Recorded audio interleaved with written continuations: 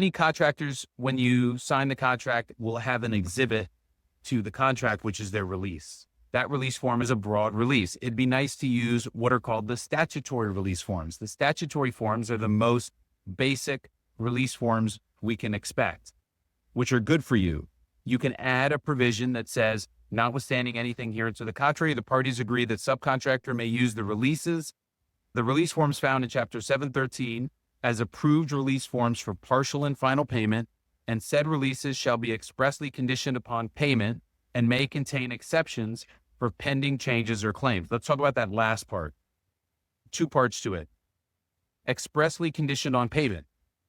You want to give them a release that says this release is good so long as you pay me. If you have to pay your bills before they pay you, you're financing the job. You'd like to get from your suppliers conditional releases for the current month that you then put with your conditional release that you pass on, so that you're not using your money to pay the bills, you're using their money to pay your bills. Many contractors will agree, but their standard language in their contract is that you have to give them unconditional releases from everybody. Well, to get an unconditional release from your supplier means you have to pay them. Tell them, look, this is really easy.